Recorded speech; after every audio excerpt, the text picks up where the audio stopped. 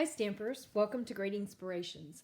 My name is Kim Tolbert and I'm an independent Stampin' Up! Demonstrator located in southeastern Indiana. And today I have another one of my Stamp Happy Holidays videos. And these 3 cards were made using a quilt pattern and scraps.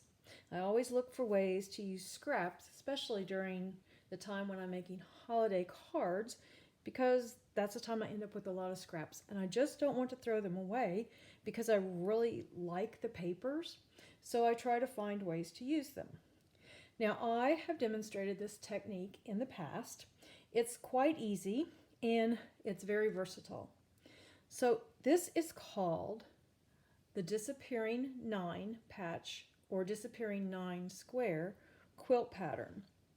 And what you need is 9 1-inch by 1-inch squares of designer series paper or pattern paper, and you put them together to create these beautiful designs.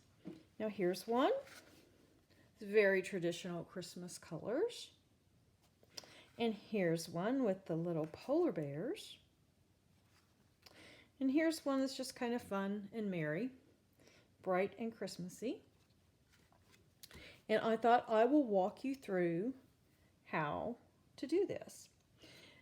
Now, what I will say, you will notice that I do have, for example, on the polar bear, I have pictures of the bears that are not cut up. And the reason they're not is because when I made the square, which I'll show you in just a moment, if there was any image that I wanted to remain whole, I put those images in the corners. This will make sense shortly. Also, if you have pattern paper that has words and you don't like the words to be sideways or upside down, it's the same thing. Place those words in the corners of the squares. Then when you cut them up, you'll be able to place them so that, for example, with this, the fa la la la la is upright. But if that doesn't bother you, you don't have to worry about that. So that's just a couple little tips that I have on for the images and words if you want them to remain whole and to be in the right position to be read. So first of all, put these over here. And what you need for this card is, this is a mat. It's this one, well, it's this one. It's a 3.5-inch square, and then you need one that's 3.25-inch square. Then you need 2 pieces of printed pattern paper, designer series paper. Doesn't matter what the design is, it's going to be covered up. And also the second one is optional, and we'll talk about that in a minute, but these are 3x3. And you're going to need adhesive sheets. You can also use Stampin' Seal Seal Plus. You can use tear and tape. You can use liquid glue. The liquid glue, once you put your squares on, you want to make sure it's totally dry before we do some other things, the cutting and embossing and that kind of thing. And then you're going to need 9 little 1-inch squares. So what we're going to do is we're going to take one of our 3x3 pieces of designer series paper and we're going to put adhesive on it. Now I'm going to use the adhesive sheets. Get my stuff here. Oh, and I forgot to mention, you will need a card base, an A2 size card base. That means it's 8.5 by 5.5 scored and folded at 4.25. All these measurements and all these supplies will be listed on my corresponding blog post, and the link to that blog post will be in the description of this video. Now we're just going to get this lined up right on here. Press. And then we have the other portion.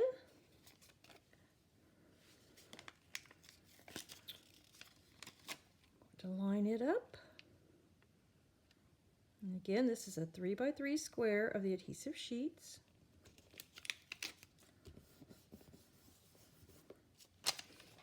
And let's see here, I'm going to use my Take Your Pick tool to remove the backing.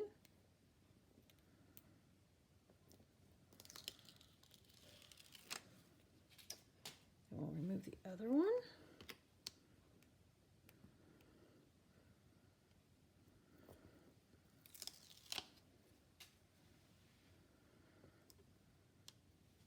And now we'll begin to get our little squares. And I like to sort of, I have adhesive on my fingers, sort of like to lay them out and see what do I want where.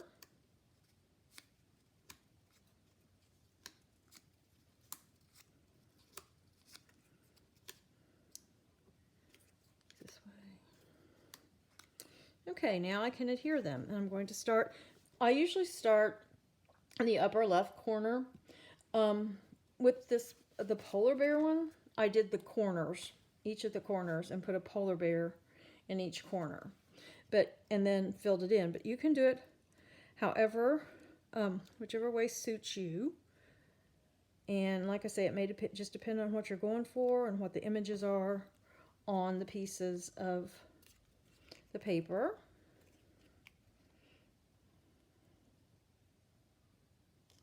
There's that one.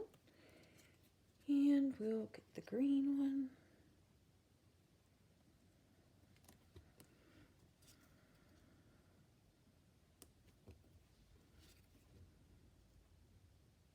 There's those.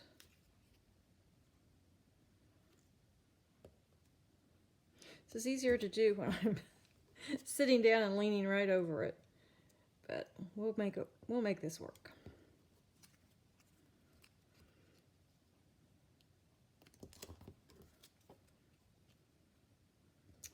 And there we go.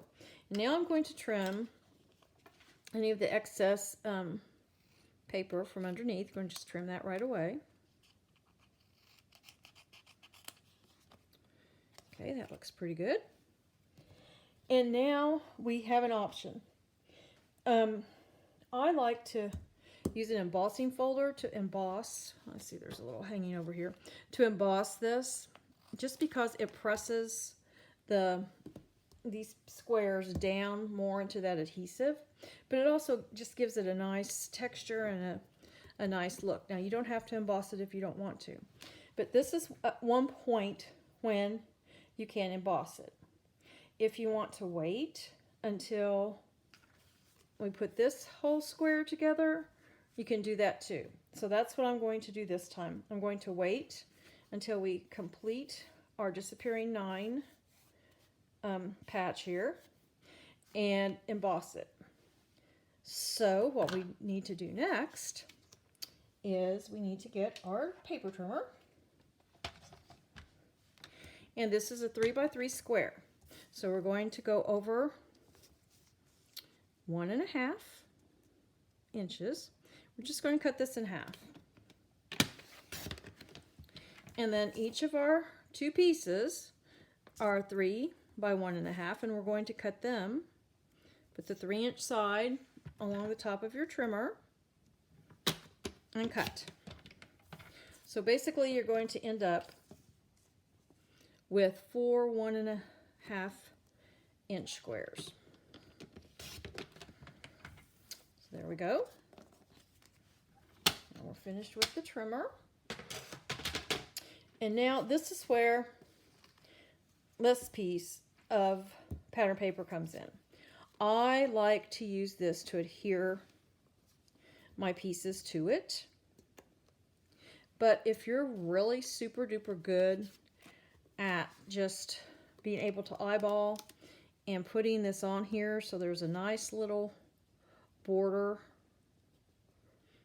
all around, nice even border, that's great, you can do that. But I need to use this piece of paper to help me, so when it's just easier when I put this on here, I can do a better job at getting an even border. So that's why I use the second piece of pattern paper, but you do not have to.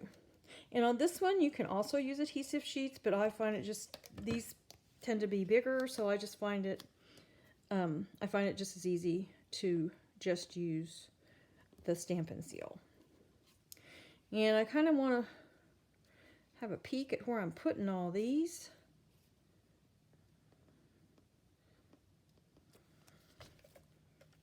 Oops, there's our ribbon.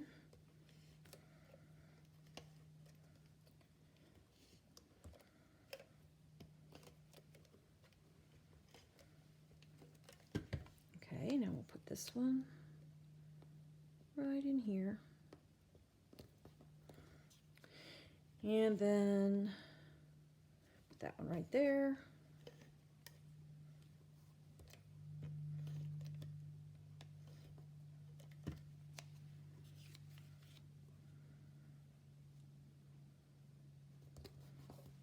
And then we'll put this one right here.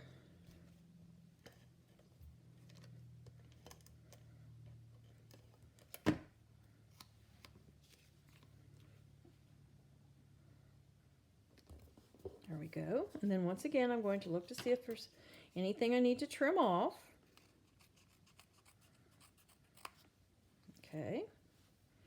Might wait till after I emboss it and see how this looks down here. But I'm going to use my little mini Stampin' Cut and Emboss die cut machine. So then I need to use one of the narrower embossing folders, and this one happens to be retired. I don't even remember the name of it, but it's the only, I only had two this size and they were retired, and I wanted to I just don't have a lot of room over here to put my regular size Stampin' Cut and Emboss machine. So let's see, for this we're going to need plate 1, our embossing folder, and plate 3. And I'll run this through.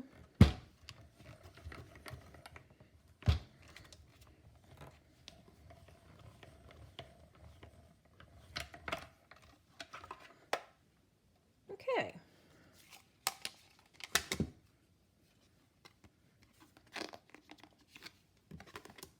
Now we have some texture on here.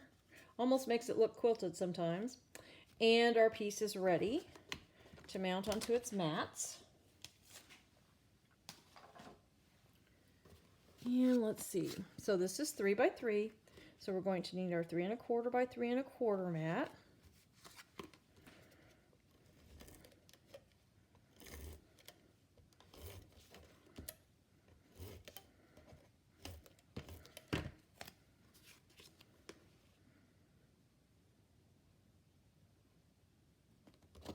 There we go. And now our 3 1/2 by 3 1/2. The colors I'm using, this mat is Pecan Pie, and then this one is the Real Red.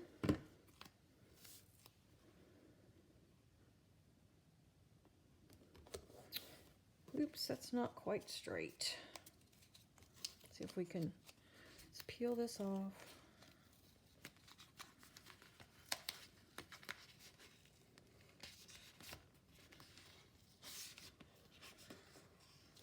Straighten it up a little bit here.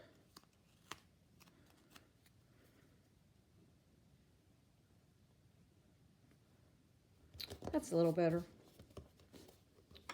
And now, you know, I have my card base, and this is basically the card I've made. You can put ribbon on it if you like. I didn't put anything, no embellishment or ribbon on this one. I just thought the little bears were quite enough for that. And this one I've made it look like a gift by putting some ribbon around it and some bows at the top. But I do have some Real Red ribbon we can just put right across the center here. Have a little bit of tape. Tape this on here. I think this is about 5 1/2 inches of ribbon.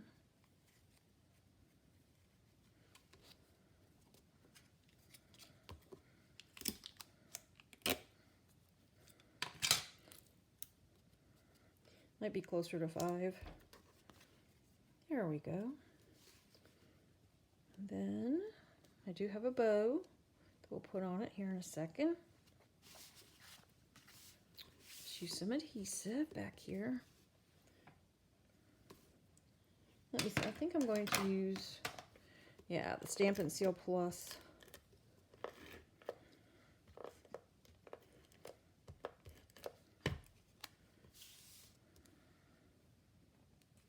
Then I already have a greeting stamped on the bottom of my crumb cake card base. Right there, Merry Christmas. And then I have made this bow, and we're going to work on that a little bit. But the first thing I'm going to do, I'm going to get a glue dot. I take your pick tool. Just going to fold this glue dot over a little. I'm going to decide where I want my bow. And then I'm going to slip my glue dot under this ribbon and pinch, because we're going to fake it. We're going to make it look like we've tied this. So you cinch it a bit. Now we have our bow. We can use another glue dot to put it on.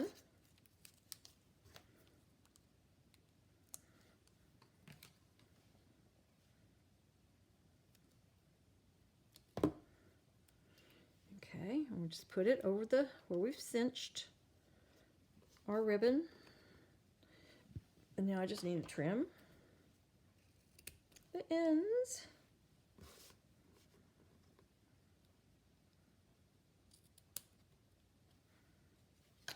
There's that. And then I have some embellishments. Now on this one I used some of the gold festive pearls. But on this one I'm going to use some of these rustic metallic dots. I just really like those. So put one up here.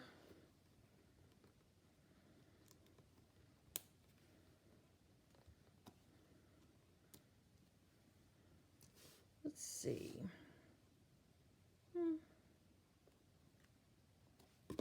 There we go. And that's just how easy it is to make these disappearing 9-patch cards. Now, as I mentioned before, the cutting dimensions, some instructions, and the products that I used, at least the designer series papers and the colors that I used, will be found on my corresponding blog post, and the link to that blog post is in the description of this video. Thank you for joining me today, and until next time, stamp happy.